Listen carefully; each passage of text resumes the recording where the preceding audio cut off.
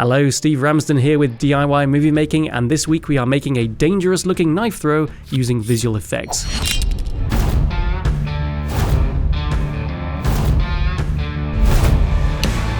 So in our scene, a character throws a knife and very narrowly misses someone else and it hits the wall. Obviously this would be very dangerous and difficult to do for real, so instead I'm going to show you how to create it using visual effects. Just like I teach in my course DIY Movie Making, you don't always need a lot of money to get some really creative shots. I'm always looking for new ways to do a lot with a little to really add some production value to my film projects, and if you want to see lots more fun DIY movie making tips and tricks, then of course hit that subscribe button.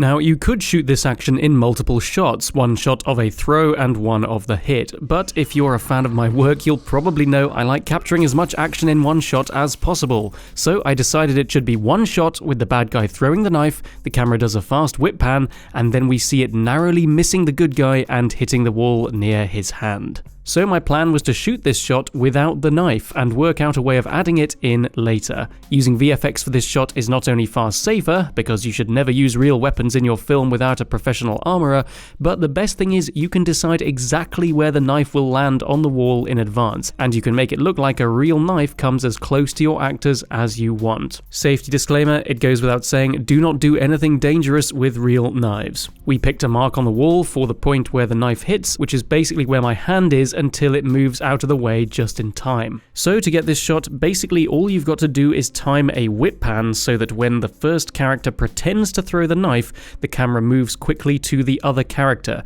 who moves out of the way just in time. The camera move took a few tries, of course, and we simply kept doing it until it got better and better. 3, 2, 1.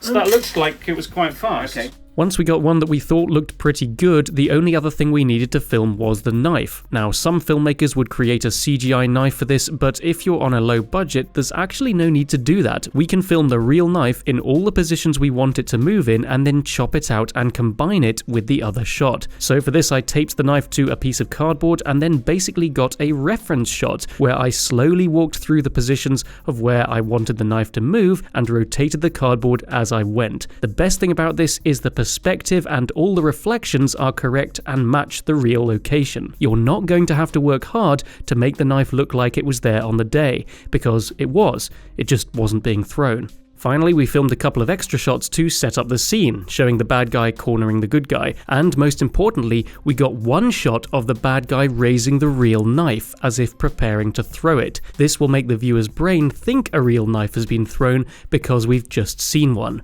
And then that was everything filmed, and it was time to try and put it together. So if we head into After Effects, first we're going to import our shot with no knife and our shot with the knife and put the shot with the knife on top. Now we need to speed up this knife movement, so for this we can right-click and select Enable Time Remapping. Now we can drop a keyframe at the start and one at the end, and then move the one at the end closer to the start. This will speed up the shot, and you can find a speed that works by turning the opacity down halfway so that you can see the other shot underneath. I actually exported this speeded up version of the knife shot at this point to use instead of the original, just to make things simpler. Now we need to cut out the knife from its background. For this you can use the pen tool to draw a mask around the first frame of the knife shot. If you change the mask setting to none, this will make it easier. Then by adding keyframes you can adjust this mask for the other frames. Then change the mask back to add and you can see the result. The knife is completely cut out from the speeded up shot. Another way of cutting out the knife would be to use the roto brush, where the program tries to cut out a moving shape automatically, but I didn't trust it to get the knife shape right, so I used the masking method. And another method would have been to use a green or blue screen behind the knife and try removing this using keylight, but I didn't want the hassle of a load of green or blue reflections all over the shiny knife, so again, this is why I chose the masking method. Next, we can alter the position of the knife to match the shot underneath, but before we do that, it's important to adjust the anchor point for each frame so that it lines up with the middle of the knife. This means that if we change the rotation at any point, it will be rotating around the correct position, which is the center of the knife. So go through and add keyframes to change the anchor point. Now we can change the position of the knife and line it up to start in the hand of the bad guy character and end in the correct place, which is our mark on the wall. If the camera is still moving at the end of the shot and you want the knife to look like it's really sticking to the wall, you can track the motion of the mark on the wall. Just select Track Motion and line up the center point on the mark, and then click Analyze Forward or Backward. Then create a new null object and set that as the target for the motion track. Then you can parent your knife layer to the null object and it will stick to the mark on the wall. Next, we can add an extra mask to remove the part of the knife covered by the bad guy's hand. Just draw the mask, add keyframes to move it, and select Subtract instead of Add. We can do the same at the end of the shot to remove the part of the knife that is meant to be stuck into the wall. So this is starting to look pretty good, but the main thing that gives this away is the lack of motion blur on the knife, which it would have if it was moving fast. One way to add this is to just tick motion blur on the knife level, and this may give you something good. However, you might get a better result by adding the radial blur effect. If you set the center to the middle of the knife and change the type to rotate, this will blur the knife as if it is spinning. So now we are left with the knife in the wall, but it doesn't really look like it's sticking into it, it just looks like part of the blade is missing. So to fix this, we can create a small shadow or crack in the wall, just something to look like it's damaged. This can just be a color solid with a mask drawn around it, leaving a small area visible.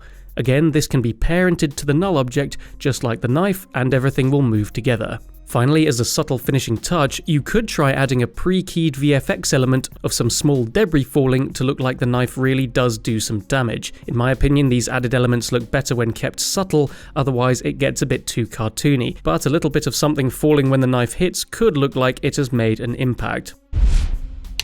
Finally, we can add some camera wobble to make the whole scene look more intense. This can be done by pre-composing everything into a single layer and then adding the wiggle expression plus 2 numbers with a comma depending on what you want, and this will add some camera jitter. I also turned on motion blur for the whole layer and added an extra manual wobble at the moment the knife hits the wall. So this resulted in a pretty good looking finished shot, but the main problem was that the camera and the knife move was too slow. This was because this was just the fastest we could pan the camera, and we timed the knife move to match, and as a result the knife looks a bit too floaty and just not heavy enough. So I sped up the middle part of the shot where the pan happens, and suddenly it looked much better. Then the final step was a dramatic sound design to really sell the danger of the knife.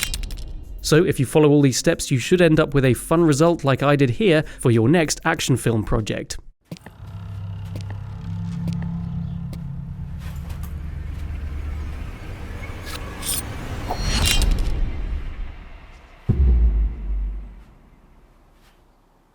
Well, if you enjoyed that and want to learn how to make the best film you can right now, then you will love my free webinar where I reveal my top 10 tips for making your passion project on a budget. It's the list I wish had existed when I was first starting out and I knew absolutely nothing. So I've put this free list together to give you some filmmaking inspiration no matter what level you are at. There's tips on everything from script writing a good idea, to pre-production and planning, to running your actual shoot where I share tips from real recent short films that I have directed, and then all the way through to post-production. Happy movie making, and I'll see you next time.